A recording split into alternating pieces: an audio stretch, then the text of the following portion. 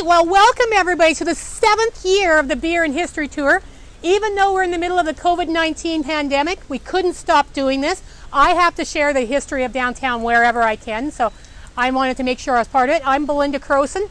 I'm the president of the Lethbridge Historical Society, and I get to give you the history part of the Beer and History Tour. And I'll now let this gentleman introduce himself. Hi, I'm George Cool. I've been on all of the tours except for maybe one or two over the 7 years.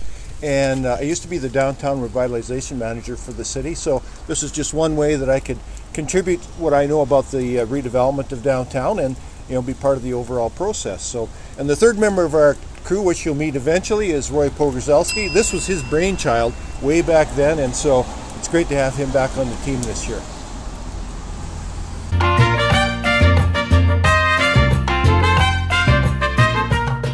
So I'm standing outside Tacos Made in Mexico here on 3rd Avenue South, right across from Galt Gardens. If you're trying to imagine where exactly I am, I'm between 6th Street and 7th Street on, as I said, 3rd Avenue. Tacos Made in Mexico is in one of the more historic buildings, and if you've ever been on my downtown tours before, one of the things you know is that I love when restaurants or other businesses move into these historic buildings because they get to then make sure that these historic buildings are maintained and last and have a use. Now this building is rather unusual in its design. It is a beautiful marble building. You can see the marble on the surface of the building, and you might wonder who in 1911 would be constructing a building made of marble here in Lethbridge. Well, not only did they build this building out of marble, they also ensured that this building was built very quickly.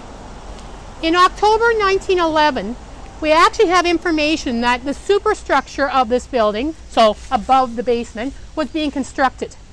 And they were rushing the building as quickly as possible because the new owners, or the owners of this building, wanted this entire building completed in only 3 months. So imagine having the type of money that could get you a new building in 3 months, a marble building, and on one of the main streets. And if you're wondering who constructed this building, all you have to do is look up. At the very top of this building, you'll see the word Burns. This is actually a Pat Burns building and was part of the Pat Burns empire. Now, if you don't know who Pat Burns was, he was one of the big four who started the Calgary Stampede. He also became a senator. Burns was born in Ontario and moved out west in 1870. And when he first moved west, he was in freighting and wagons and moving things around. He slowly developed his business, moving into the cattle industry. And in 1885, changed his shift as the railway came into the area. He moved into meat markets, slaughtering, and a business built on his ranches and meat. And this is what this building was constructed as. This was one of the Burns meat markets in Lethbridge. And it was only one of the businesses. In addition to this one, which was the main meat market for Pat Burns, there was the Pellis Meat Market up on 13th Street North and the Dominion Meat Market over on 4th Avenue South. But this one, as I said, was the large one. This is the one he spent most money on and that had the most interesting construction. Now, when we look back at historic buildings in Lethbridge, one of the things we may wonder about is who is the architect. The architect for this building is one of my favorite architects in early Lethbridge. He was one of the first trained architects in Lethbridge. And he is E.E. Carver, or Edward Ernest Carver. In addition to this building, Carver was also the architect for the original grandstand at the exhibition grounds by Henderson Lake. He also was the architect for the beautiful Sherlock building that used to stand and still should stand at the corner of 7th and 3rd Avenue, and for the Lee Wong building on 13th Street North. In addition, Carver's own home on 13th Street South still stands today. So you can imagine this trained architect working with the money that Pat Burns had to construct and design this building. The marble was put on to give you a sense of the wealth and the status of both the owner and the business. Now imagine this is a meat market. You see here in front these large glass windows. The large windows were put in so that if you and I were standing here on 3rd Avenue, we could actually see the meat that was on display and see what Burns had for sale. If we would have gone into the building in those days, we'd actually see refrigerated cases for the meat, and we would see the meat on display throughout the building. Now, when you're looking at this building, it was the meat market for about 30 years, for about 3 decades. It closed as the Burns Meat Market in the 1940s and then went through a few different owners. Several other businesses moved in afterwards, and some of the businesses people may remember from this site. Macy's Ladies Wear was in here.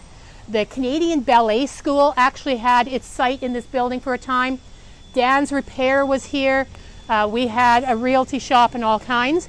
But likely the most best known business that was in here moved in about 1947, and it was the Shanghai Chop Suey, which is the business above Tacos Made in Mexico. Now, Tacos Made in Mexico moved here from their 2nd Avenue South site a few years ago and have taken over this beautiful front of the building and have taken that grand window and put up their own displays. So you can really get a sense of the business that's in there now.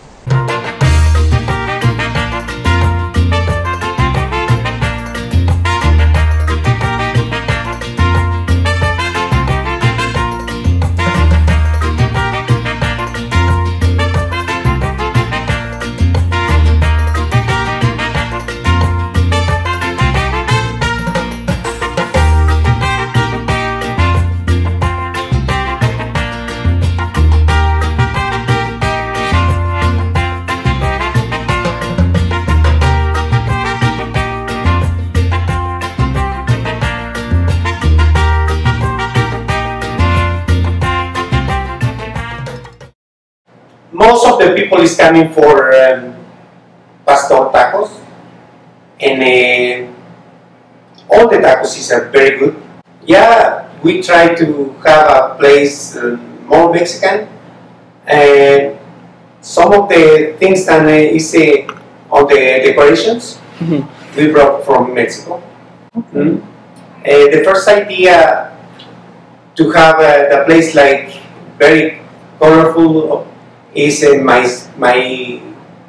for my kids. Do you have anything special about your churros you want to talk about? One of the customers went to Mexico, and she said that she tried the churros there. Yeah.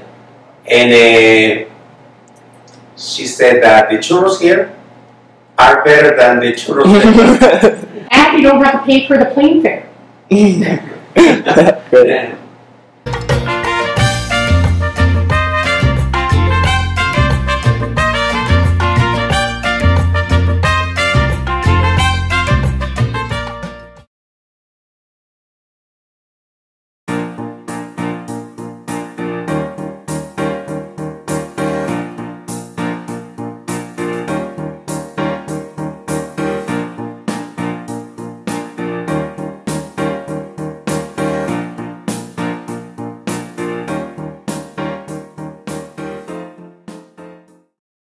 Welcome everybody. Now we're on 7th Street South, so we've just come around the corner from where we were at the Burns Building on 3rd Avenue. If you had been here on 7th Street during the 1940s, even into the 1950s a bit, you would have felt a bit of an automotive vibe on this road. Balaam's Automotive was across the street.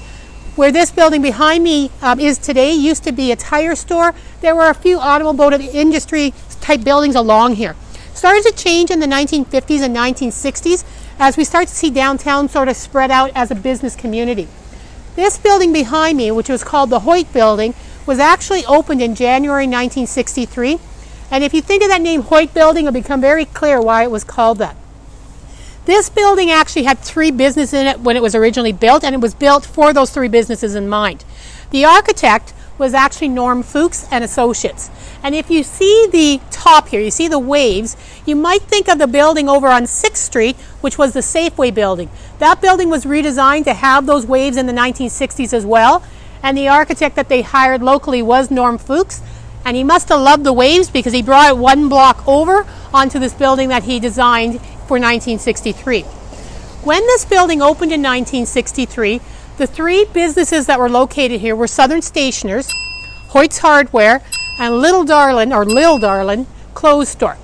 Southern Stationers, which was at the very far right of my side to start with, spent decades here. Southern Stationers started in 1947, and it was started by Charles Lynn and Stan Warboys. And it started actually in the Burns Building where we were earlier when we were talking about tacos made in Mexico. Lynn had been a teacher, And he knew that there was a need for a textbook supply store in Lethbridge. So he and Warboy started Southern Stationers in 1947. It moved around for a bit, and then in 1963 came to this building here on 7th Street, where it would remain for the next several decades. If you remember Southern Stationers, it was full of everything you might need for a stationery store. It did have stationery, but it also had a hobby area for hobbyists and for artists. It had computer supplies, it had office furniture, it had all the things you might need, and became one of the paramount stationery stores in the area, if not in Alberta. Another business that opened here in 1963 was Hoyt's Hardware. Hoyt's Hardware originally, again, was on 3rd Avenue, similar to Southern Stationers, and they opened this as a secondary location in 1963. Now, it was named after the Hoyt Company, even though Hoyt himself had not been associated with it since 1935. Hoyt's Hardware started in 1927 and was actually an amalgamation of two different businesses. One was Hewitt & Black. Hewitt & Black was run by R.C. Black, and he had stores in Orion, in Manyberries, and in Medicine Hat. He closed his Orion and Manyberries stores down in 1926, amalgamated those two stores to a new store here in Lethbridge in 1926. The next year in 1927, he joined his business with that of B.B. Hoyt, who ran the Western Canada Agency, and those two partners created Hoyt's Hardware store in 1927. B.B. Hoyt was the first president of the store, and R.C. Black was the first vice president. Hoyt passed away in 1935, and at that time R.C. Black bought out Hoyt's shares and took over the company. He became president in 1935, but in 1937 he decided to bring in a new partner, N.N. Murchie. Black and Murchie ran the store for the next few years. In 1939 they were joined in the store by R.C. Black's son, Gordon Black, who became the manager of the store. In 1939, N.N. Murchie decided to retire and moved to Vancouver. And in 1941, R.C. Black decided to retire, and his son Gordon took over as president of the company at that time. In 1963, as I said, the company moved a second location here to 7th Street, and the store was named after the Hoyt Company, naming this the Hoyt Building. Now, I have to actually laugh that we are doing part of our tour today in the Hoyt Building, where Good Times is located today. B.B. Hoyt would absolutely have disliked our entire beer and history tour, and he really wouldn't have liked all the great fun and drinking that goes on in Good Times. He was a very strong advocate for prohibition and was part of the temperance movement. In fact, he was so strongly disliked alcohol that he had a baseball team, and they won a championship and were having a party afterwards, and one of the employees who was on the baseball team spiked the punch. Hoyt was so upset by this that he fired the employee who spiked the punch and also fired the manager, even though the manager had nothing to do with the spike punch, but he fired the manager because he believed the manager should have made sure that the punch was never spiked. That was a man who didn't like alcohol, and we should celebrate him by drinking more beer on our beer and history tour, just in my opinion.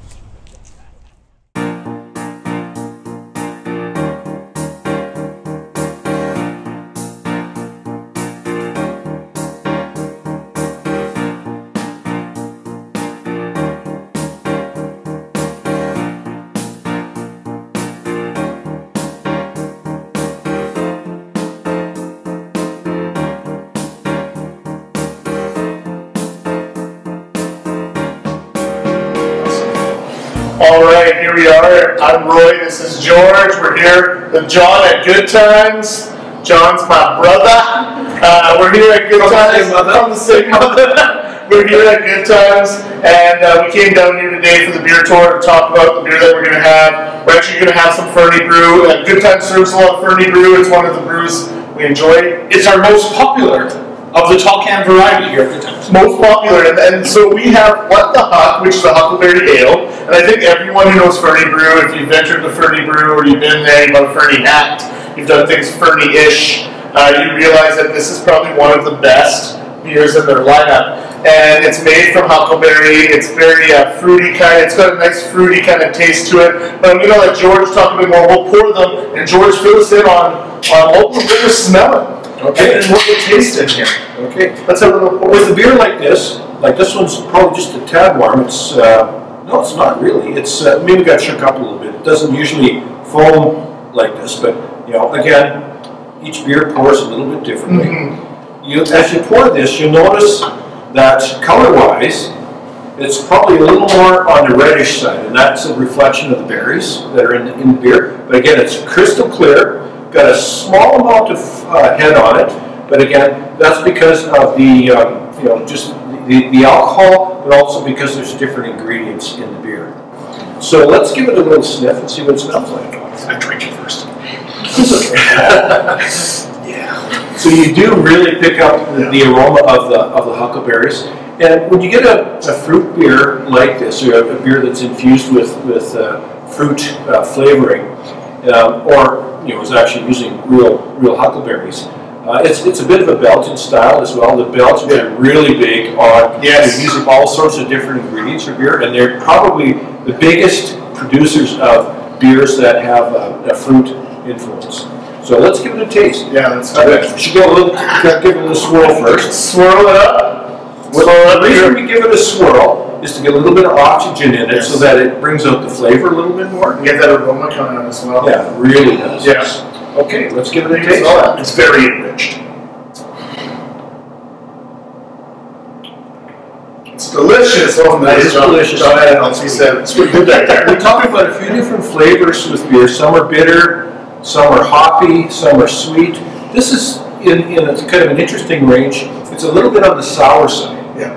And so that's another different style of beers, but you know, some people really love sours. I'm not a particularly big fan of sours. I normally do not like sours at all, but this sour is sweet. This sour is sweet. Yeah. And it's got, like, from you mentioned that, Jordan, it does have a tinge of sour to it, which is appreciated. So we have Belgian sours, and oftentimes a sour can be something that's fermented longer or left longer so that it sours.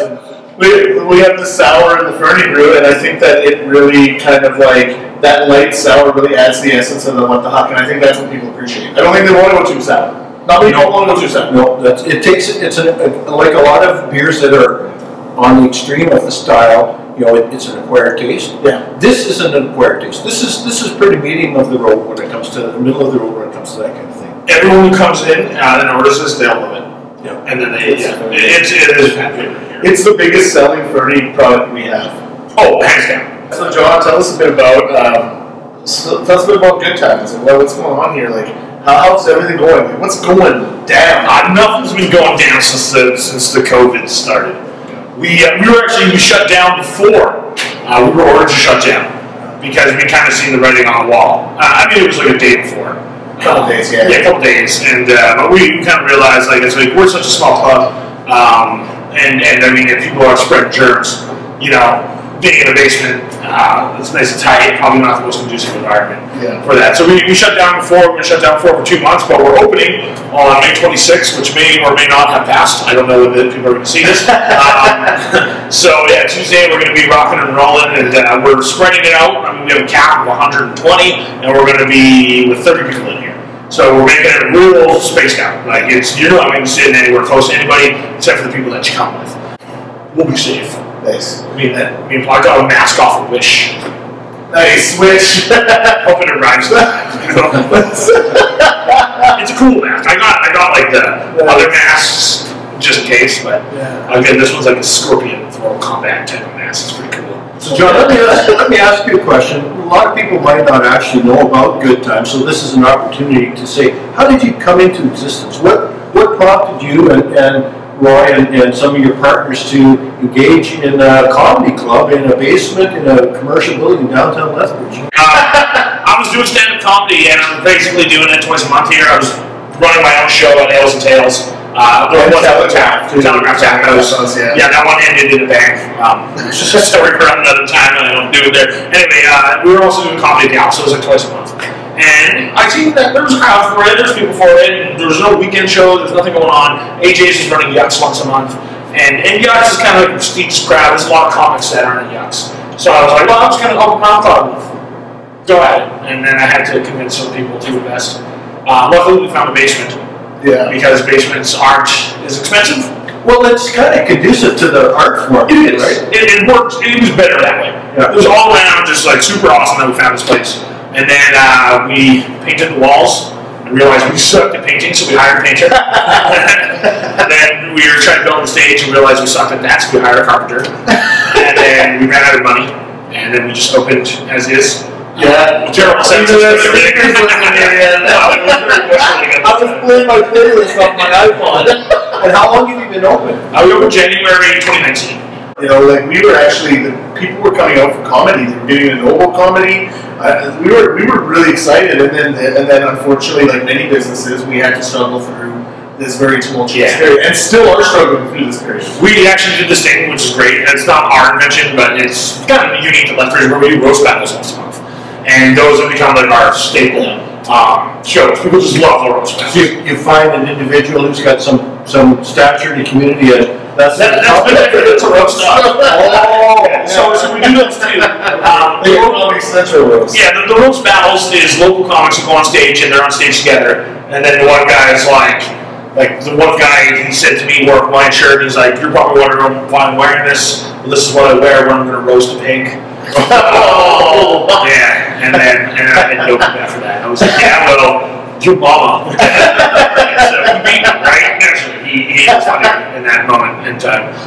So we do those, and they're really popular. We do the roast stuff. Roy got roasted, I got roasted.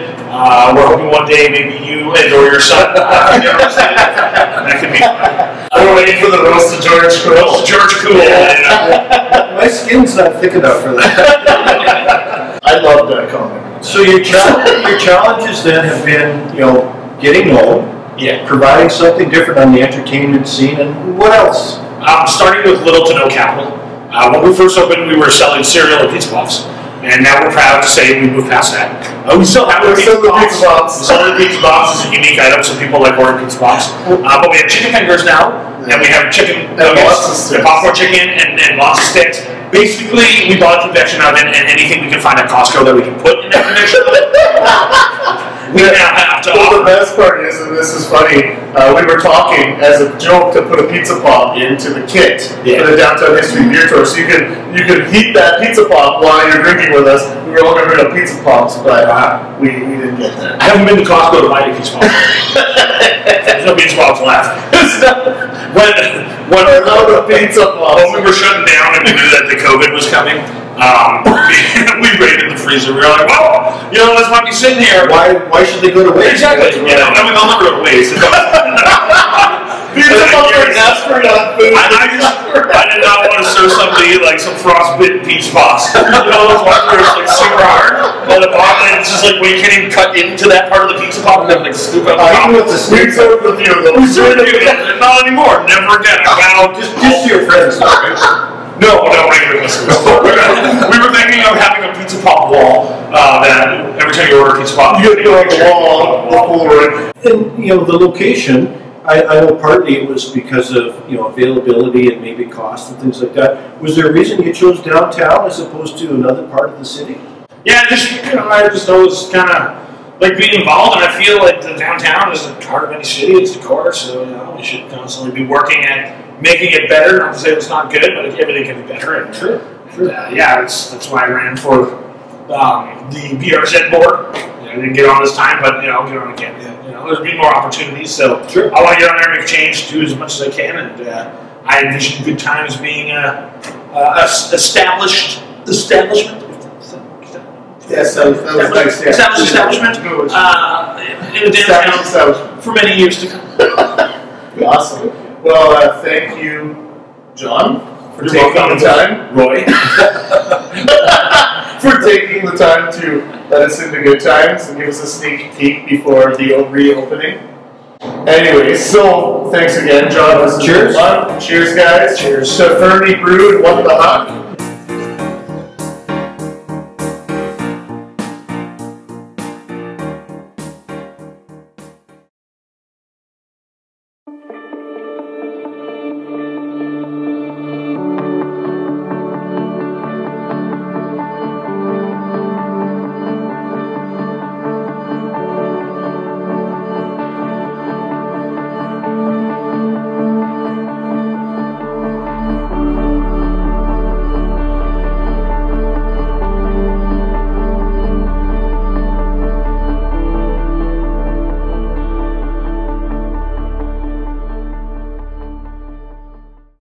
you can no doubt guess, I am standing on the roof of the post office, or the post as this building is now called today.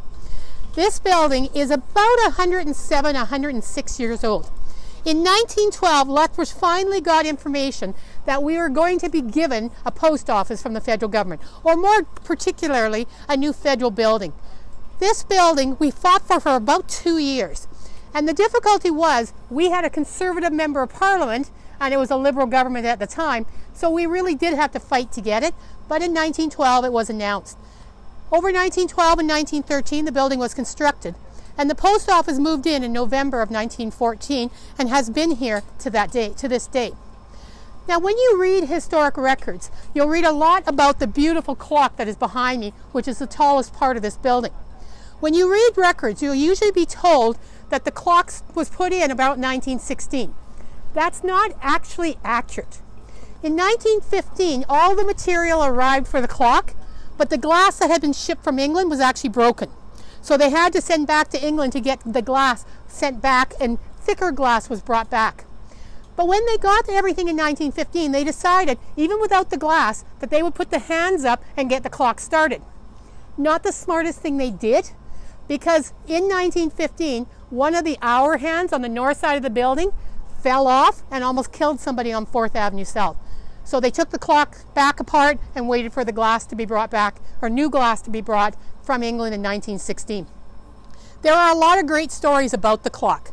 One of the things you may not know is, just like Big Ben in London, this clock used to chime, gave us the half an hour and the hour, and it would actually ring out loudly for about a dozen years, 10 years or so. The difficulty came when in 1928 they built the Marquis Hotel immediately to the west of the post office. You can only imagine trying to sleep in a hotel right next to a big chiming clock. In 1928 they actually took the chimes apart, and the clock has never chimed since.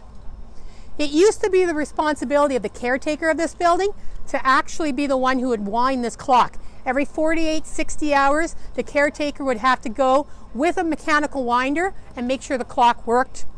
In the 1980s, they actually put an automatic winder, so nobody has to wind it anymore. Now, some interesting stories about this building. The first postmaster here was a man named Alvin Ripley. So in November 1914, he took over as the postmaster for Lethbridge.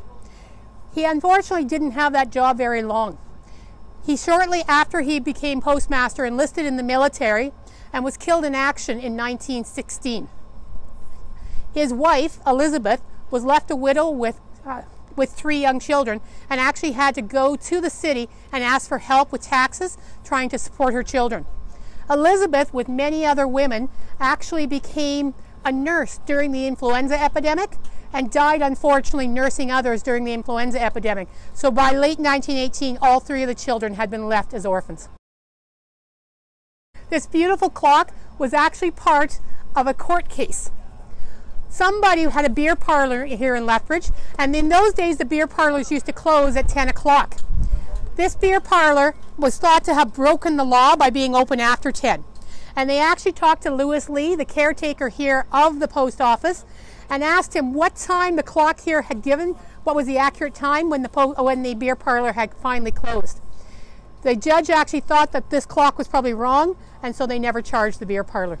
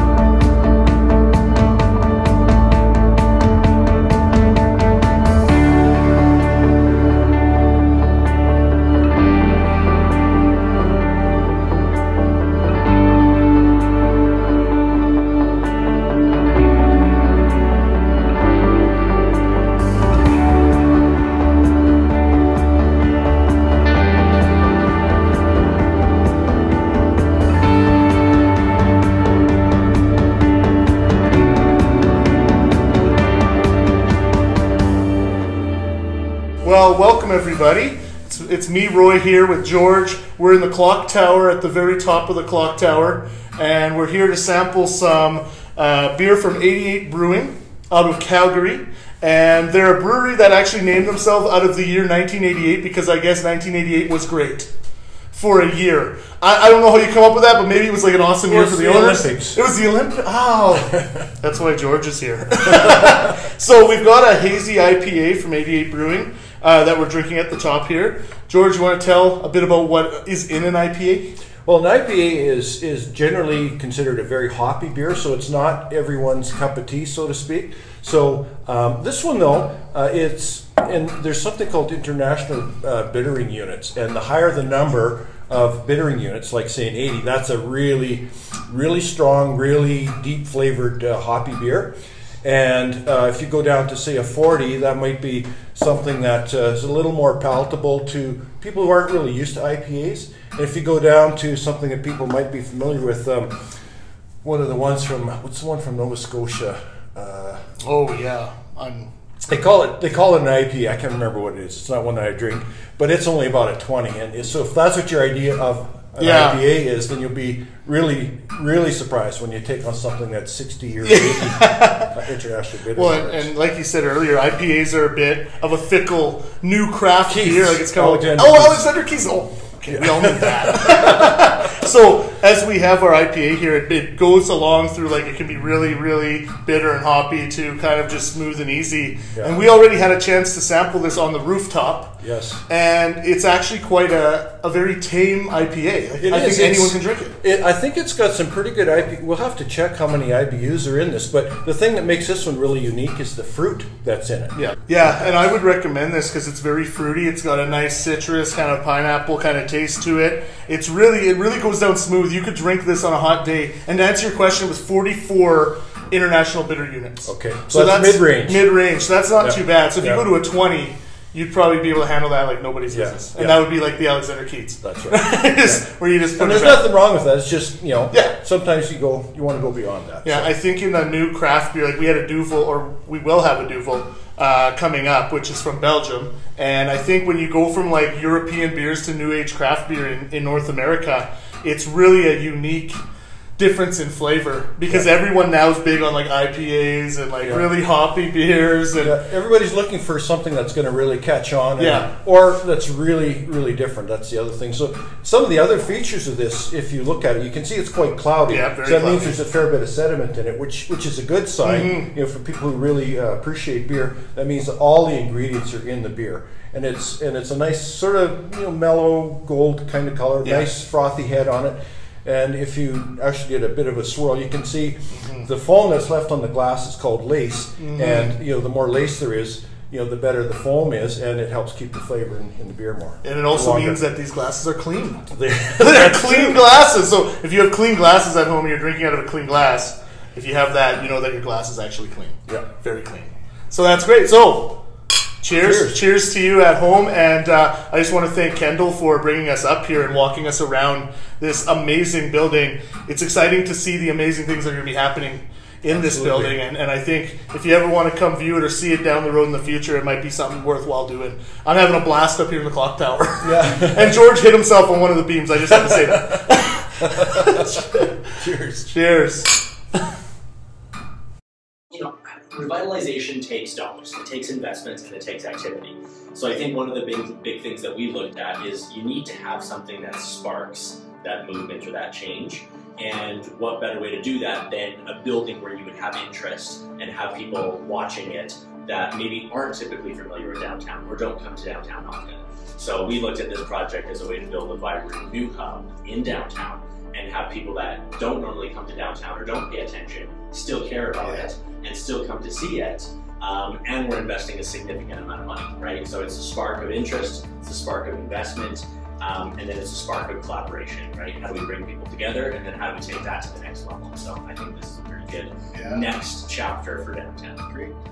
Cheers.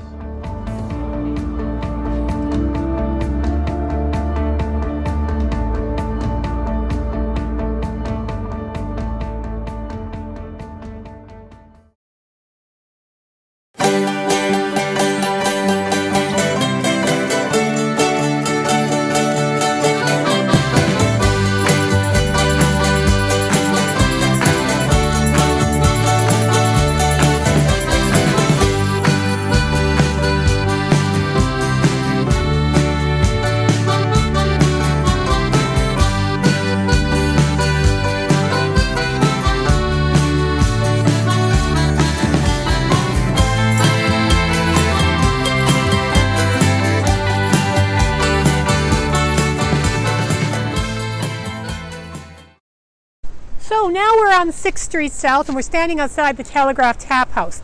The name of this restaurant pretty much gives away the history of this building. 1885, when the railway came to town, the telegraph came to town too. And for the next 80, 90 years, the telegram was one of the major ways of communicating. Originally, the telegraph office was in different places. When the Marquis Hotel was built, just a block or two over, the telegraph office was in there. But in 1937, the Canadian Pacific Railway decided to move the telegraph office out of the Marquis Hotel, and they built this building here to become the telegraph office. So you can imagine, this is where the telegraph office was during part of the Great Depression and into the Second World War. One of the jobs you could have done if you were a young high school boy at that time was actually be a telegraph boy. What you would do is when a telegram came in, you would get it and you would have to race out on your bicycle and take it to the home of the person that you were delivering it to. But you can only imagine during the Second World War, if you had to deliver a telegram that told a family that their loved one was missing in action, how horrible it would be to be that young person handing that telegram over. Another job you could have had if you wanted to have worked here as a young person was to be a call boy. Sometimes what happened is the telegraph would come in that the CPR crew was needed, and you would have to race over close to the hotels and to the apartments by the train station, wake up the CPR crew and let them know that they were needed to go to the train station. Into the 60s and 70s, as communication changed, as the telephone became a much more vital way of communication, even as computers are starting to come onto the scene, the telegram becomes much less important as a communication device. And in the 1970s, the CPR closed this down as the telegraph office. The building was turned into retail space. Nesbitt Burns had offices here for a while. The building has had some problems. In 2000 there was a fire here in the building, but renovations were done and the downtown BRZ used this as their office for quite a few years before moving across the street. After the BRZ moved out, Telegraph Tap House opened in here and is still the resident of this building. So you can pretend you're in an old telegraph building when you're having a beer in the Telegraph Tap House. Okay, welcome. It's Roy here with my good friend George and my good friend Ram at the Telegraph Tap House, and we're here to sample yet another beer, and we're having the Delirium Tremens beer, which we were just talking about the Pink Elephant. Actually, when you drink Belgian beer, like 8.5% or in that ABV, alcohol by volume, you can get delirious dreams and actually see this pink elephant. You drink enough of these, you're going to see the pink elephant. and this beer from Brouwery Haig in Belgium is perfect. They have a cafe in Brussels with over 2,400 beers in the cafe, and you can go in there and everything's just crazy. So many beers, and it's got a nice flow to it. And of course, Ramier has the beautiful Delirium cups. Thank you. You might not get them in your kit, but you'll have a Delirium bottle. Try your best to emulate this beautiful cup. It's going to be hard. Other than that, it's a great beer to start if you're getting into Belgian beers. I think this, along with Deauville, like we're going to try on this tour as well, are two very potent beginners Belgian beers before you get into the big ones, right? Like St. Bernardus at 12, which is here as well. And of course, we just had a De Koning pre-sample, which is also here from Antwerp. So I'm going to pass it to George here to talk a bit about the ambiance. All right. Yes. Well, again, this is a very nice dark golden beer, a nice, somewhat lesser head on this one than some of the other beers that we might be trying. And part of that's because of the amount of alcohol that's in here. So usually when there's more alcohol, there's usually less head with the beer. But if you hold it up to the light, you can see it's a nice, beautiful golden color. And I mentioned the head, and you usually give your beer a little bit of a swirl so it gets a little air into it, and it helps with the flavor of the beer. So then, let's give it a little aroma test here. Yep. Okay, give that smell. Yeah.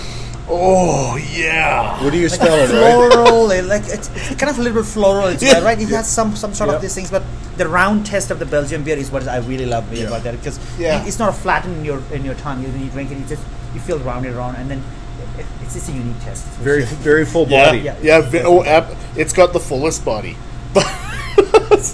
I love beer terms. That's why I love hanging out with George. He's got all the best terms. Well, in this one, you'll notice, some of the other ones, like when we have an IPA, it's hoppier. This one isn't very hoppy, so it's a little bit maltier. So it tastes a little bit sweeter. Yes, and you can taste it a little bit further back on your tongue and that kind of thing. So that's one of the very distinguishing characteristics of this beer. Yes. And I think too, this beer it's a real creeper because you can have many of these and you can drink them very fast because it's so smooth. Yes. It goes down like it's a 5% beer, but it's 8.5%. Yes. So it can be dangerous if you don't take precaution and know. Yes, we always say the alcohol same thing level. is that whenever you're drinking this beer, we just better don't drive it because you feel like you could drive because you had a 1 pint, but that 1 pint is put you into almost like 3 light beers. So, we don't want to do that. You end up flying instead of driving. Exactly. We don't suggest anybody to drive after these beers for sure. And if you see the pink elephant, it's probably time to go home. Yeah. The other interesting thing about this beer, with it being an 8.5 ABV, is that you'll taste it being a little bit warmer. So that's the alcohol in the beer that's making that, giving you that warm sensation. Well, you know what's interesting too? Like everyone thinks that you have to have high ABVs, or any beer in Canada. We have this misconception that you must drink it cold, so cold that you're really not tasting the beer. Exactly. Yeah. That's what we come into it because we don't chill out beer as that cold. So if you are thinking of drinking a freezing cold beer, probably is the wrong place you are.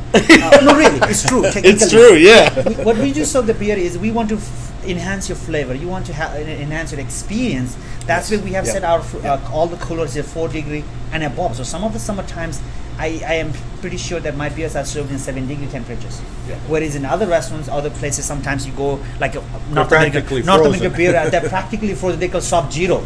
Yeah. So first of all, you're trying to sell the beer that it doesn't taste like a beer, and you're trying to sell the Sub-Zero, right? So, and what we do here is we serve the quality beer with the temperature that you can enjoy. Yeah. So you can actually test the beer.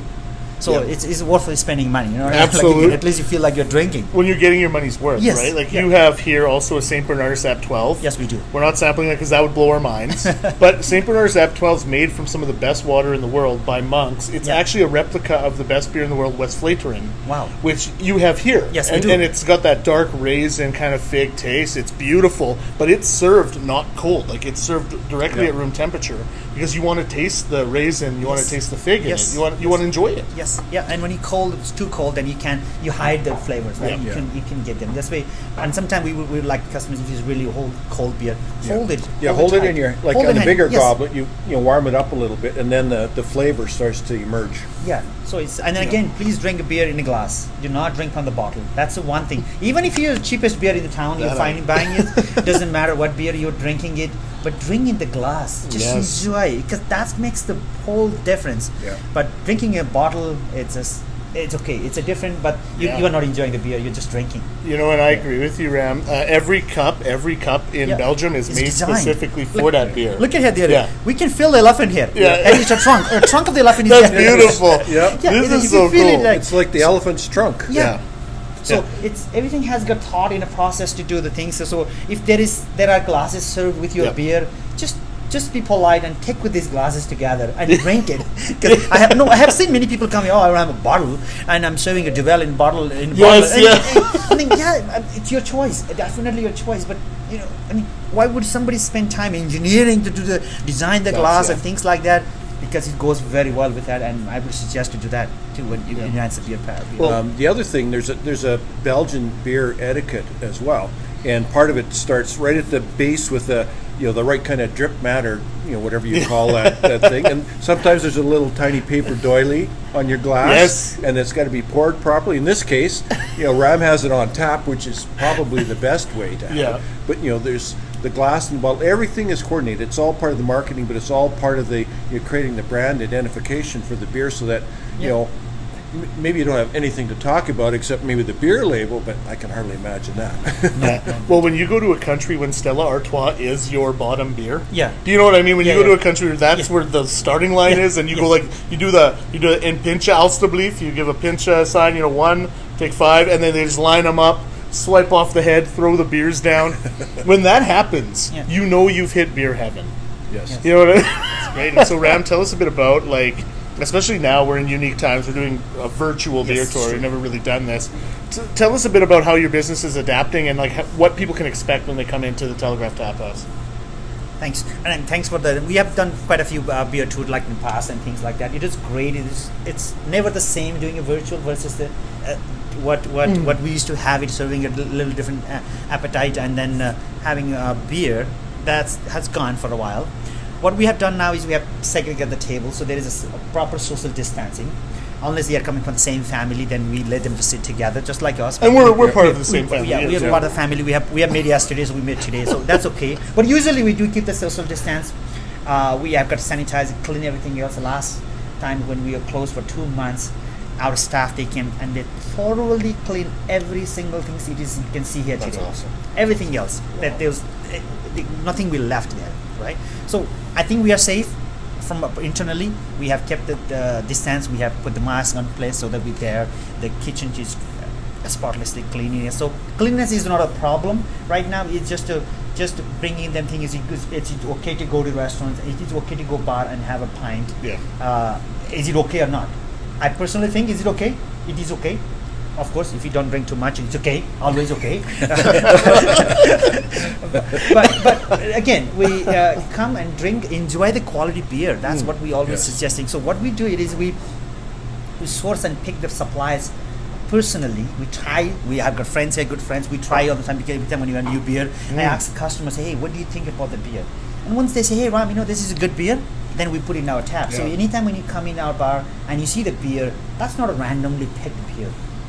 I have got suppliers. They go extra mile. They want to, hey Ram, have my beer on tap, and I said no. You have to have a quality has to be improved. You have to have a better, because it's not me I'm drinking. It's the customer. Right. And what we want to give them with 60 covers restaurants. I can't have any beer on the tap. I will have to have a special beer. So every beer has a special history, story, and the craftsman behind. So again, it's a little bit different era, but I think we will be okay. Which is good. We are open. Come and support us. We need you these times. Yep. We always needed you. We never say we didn't need you, but this time we need you the most. Yeah. Where I can have only half the capacity. Yes. And the downtown isn't not many people are thinking is the ideal place to go visit right now. Yep. We need you most. Come support us, because it's not only me and my dream is here. It's a whole craftsmanship is behind us. Yeah. There are 33 beer producers at any given time, hoping that you're going to come and enjoy their craftsmanship, because every beer is different and every beer is made with that love and the care in the glasses. So when you drink your next pint in next times, think who made that beer and what is the story behind. That makes your pint better. That's awesome. Yeah, appreciate it. That's awesome. Well, guys, thank you very much. Thank you so much. And this has been a delicious beer. Good. And George got the king one. I do. I'm still enjoying it. I got a little bit left, and I got to sip. All right, here. Ooh.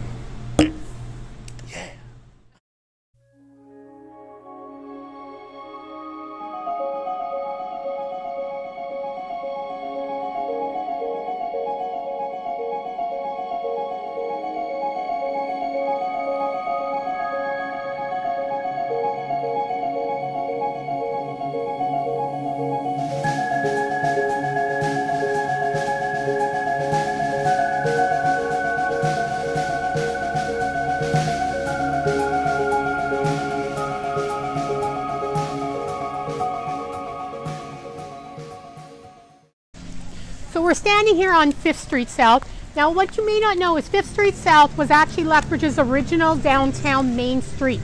It had a name of Round Street. It was named after Edmund Round, who was one of the shareholders in the Galt Company. So if you had a building on Round Street, you were in one of the more prominent places. You have to imagine in 1885 when the trains first came to Lethbridge, the original train station was at the north end of this road. And so most of the hotels, restaurants, prominent businesses were close to that location so that when you got off the train, you could access them. Behind us is a building that is interesting because is it one building or is it 3 buildings? I'm standing here on 5th Street in front of the Oliver Building. And the Oliver Building is 3 buildings that were combined into one. And what we see in this building is we actually have construction in 1899, 1906, and 1910 of 3 different buildings.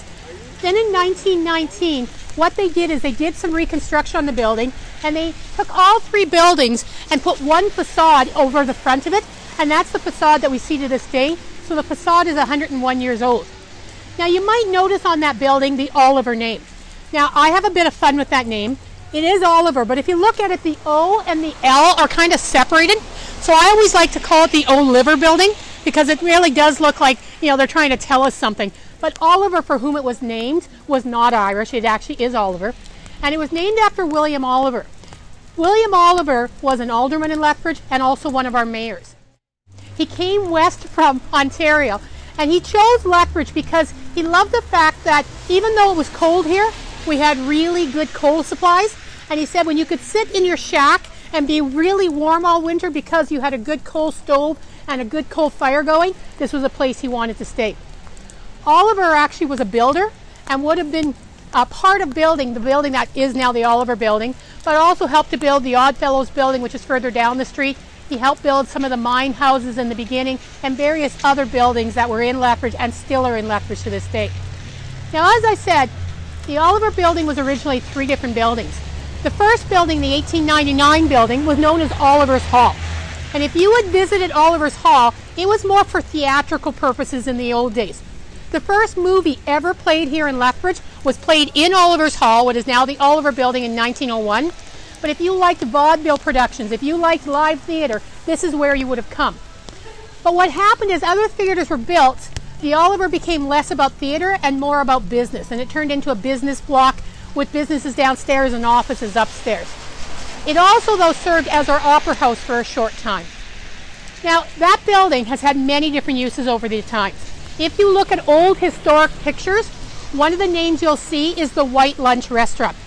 The White Lunch Restaurant was actually started by Chris Christou and A.A. Nikas, who were 2 Greek residents here in Lethbridge. And so they ran that restaurant from 1911 to the 1940s when Mr. Nikas passed away. Now, operating a Greek restaurant, or a restaurant operated by Greek residents, or a restaurant operated by Chinese residents, caused some issues in Lethbridge in those days. I am getting quite wet, but don't worry about that.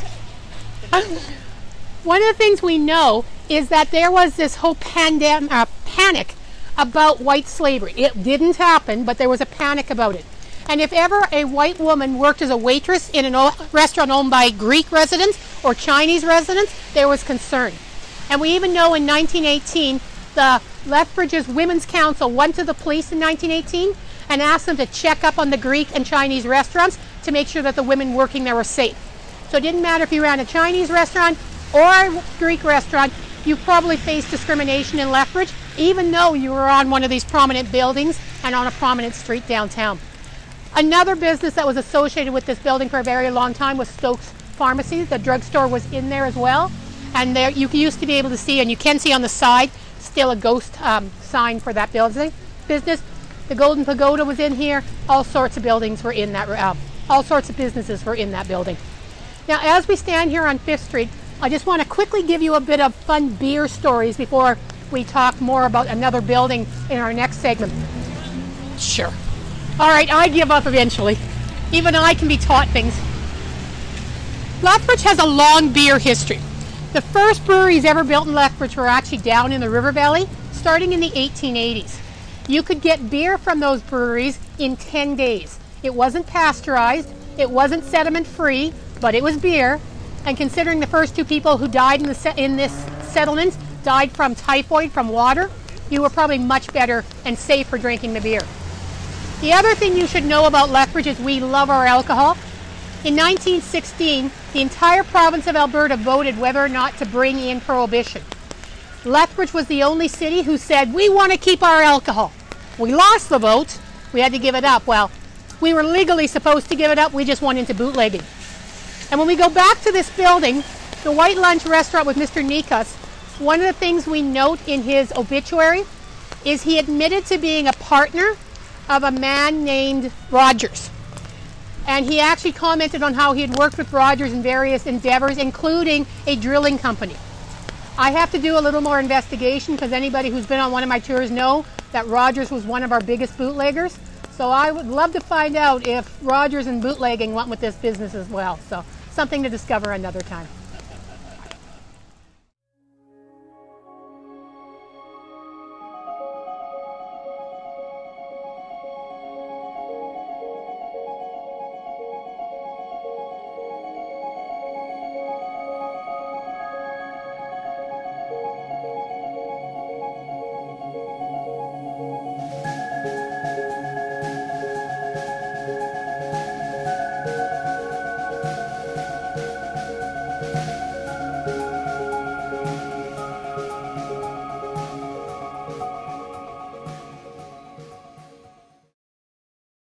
Well, hello everyone. Welcome. We're here in the Oliver Building, and we're drinking a special beer today, one of my special favorites. If you've been on the beer tour before, you know that this is one of my favorite beers because I talk about it all the time.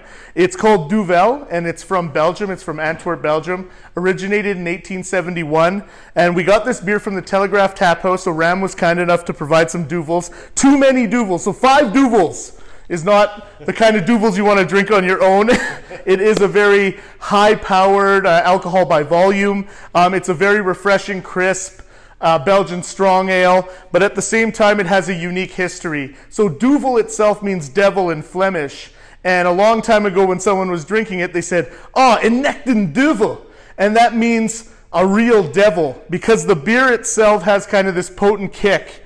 As you drink it from the cup, and we have special made Deauville glasses that George is holding. They're my very own Vanna White right here.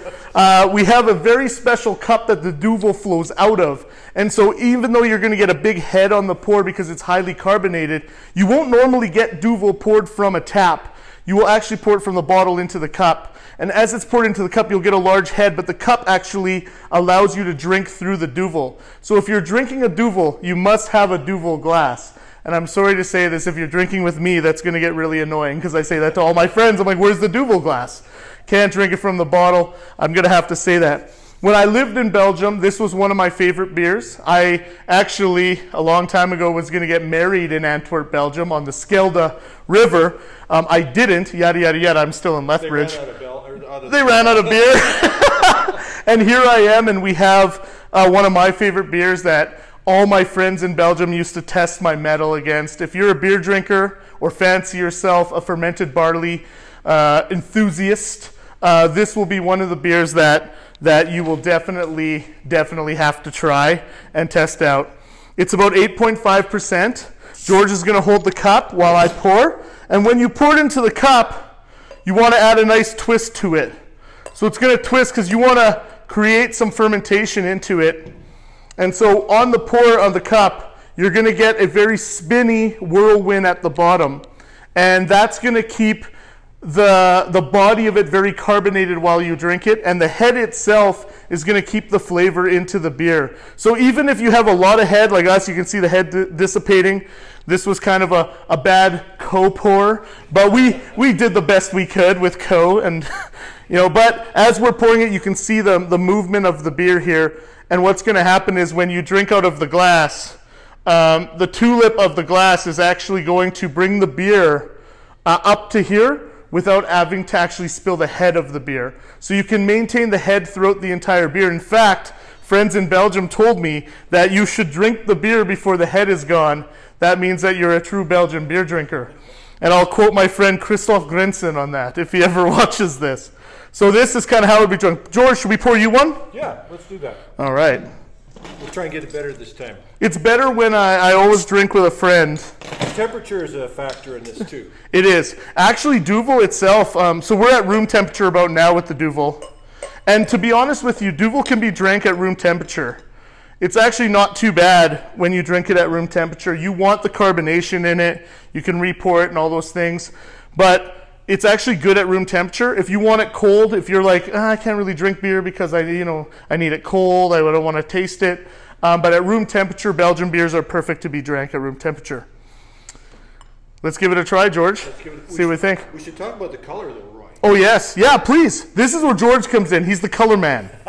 Well, with a beer like this, you look at you hold it up to the light and you look at, first of all, if there's any sediment in it, because some people are fussy about sediment. Although sediment is actually a very good part of the beer. It's got the yeast and things like that, and it's really good. But a lot of people don't like that aesthetically. But this is a nice golden yellow color, and it's got a nice white foam. So it's very, this is the epitome of this kind of beer. So let's taste it. Let's do it. Very, very well done. That was good. Such hard work to have to taste beer, guys. Yeah. So when you taste it, you get a smooth kind of, almost like fruit feeling at the end. It's sweet, but don't underestimate this beer and don't drink it too fast, because if you drink it too fast, you're going to realize it's going to hit you about a half an hour later. And if you drink too many of them too fast, you're going to find yourself in a unique situation. Yes, you are. One of the interesting flavors that you pick out of this one, it's got a little bit of cinnamon or cloves to it as well. So that's one of the more you drink beer, and each beer has its own sort of characteristics of different elements of flavor and things like that. So one of the esters is what you call those things, is cinnamon or cloves. That's right. Did you say cloves? Or definitely cinnamon? Cloves, yeah, absolutely. And even, cinnamon, I mean, that's not off, but cloves, definitely. It's almost like you're tasting a Hefeweizen. If you're a Hefeweizen fan, you taste the cloves in a Hefeweizen, you're going to taste that in here too. But it's just a more potent style of almost Hefeweizen in that way, because it's so light and so easy drinking. Would you agree with me, George? I certainly would, Roy. And we're both former Warthogs, or he's currently a Warthog. I'm a former Warthog, so that's a stamp of approval. All right. Hey, cheers. Cheers. Hey, Hunter Hagee here. I'm the owner of the Oliver Building. My wife and I own this and have been renovating it for about 3, almost 4 years, since 2016. This upstairs where we're at is my favorite part of the building. Obviously, the skylights in here are very unique to the city, and it's just a great place to be. Even on a rainy day, it's always bright up here. So we are completely done upstairs. I shouldn't say completely. There's always little things to do. I see little work as I'm talking right now, but we've redone virtually everything up here. Kept as much of it as original as possible.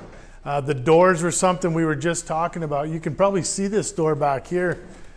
It's off kilter, so it's out of whack. But the reason that is because somebody's cut that door over time. It didn't close properly, so they just chopped it a little bit. But these doors in this building were all custom built on location when they built the building. So they didn't just go down to the hardware store and buy a pre-hung door. They actually built it to fit the opening. And so when we were renovating, we couldn't just take a door and put it wherever we wanted. We actually had to find which door fit where.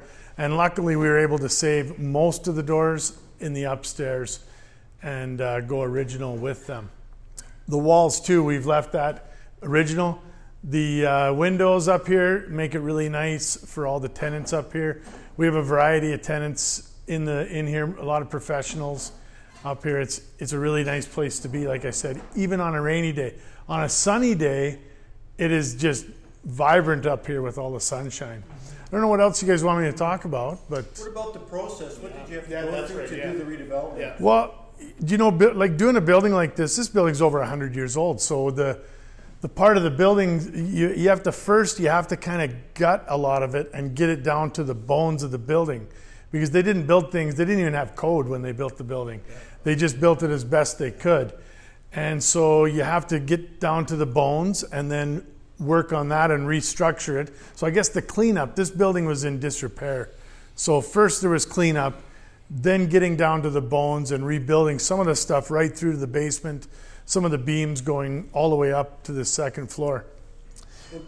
Didn't you actually save this building? Because it was condemned at one point in time, was it not? Yeah, it was. It was condemned. The city had no choice but to come and actually knock part of the building down before it fell down on the neighboring properties.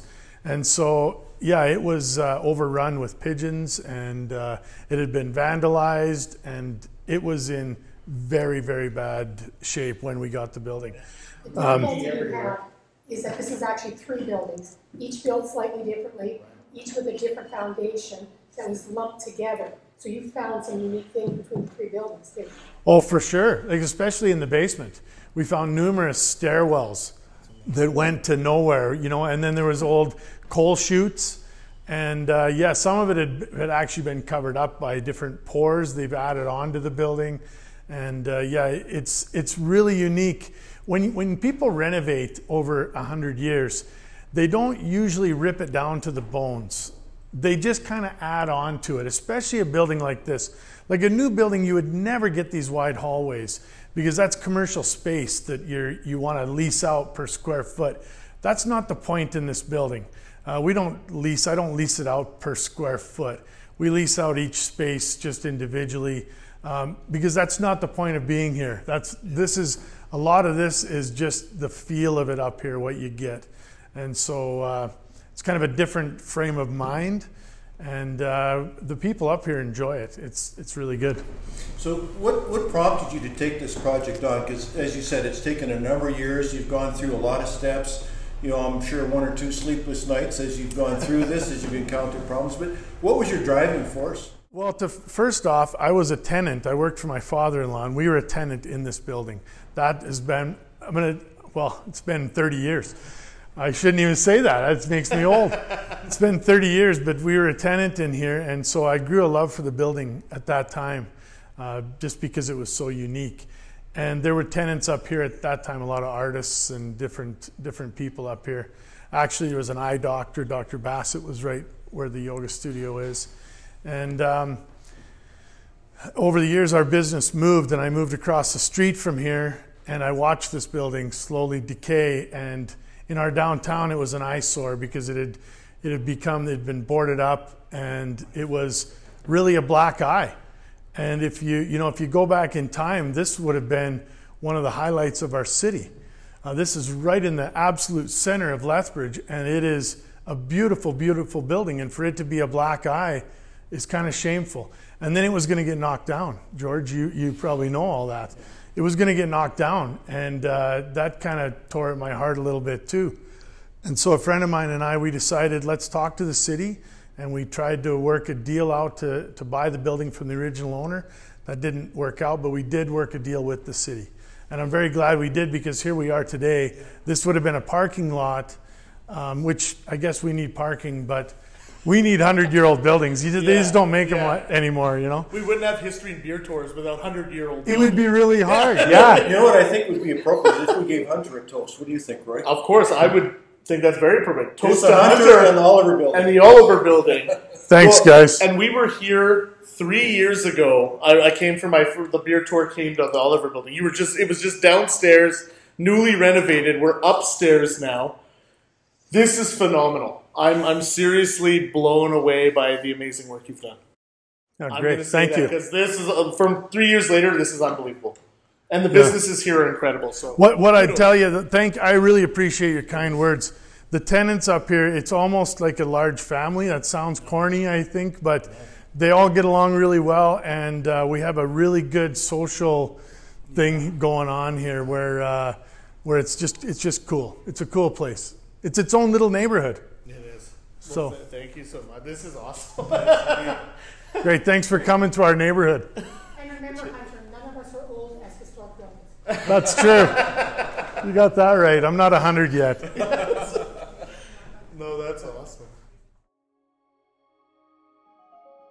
So I hope you had fun on the beer and history tour, and I hope you enjoyed learning about beer from Roy and learning about the history from myself. This is one of the great things we get to do every year, is show people around the downtown and encourage people to come down here. And we hope to see you on the next beer and history tour.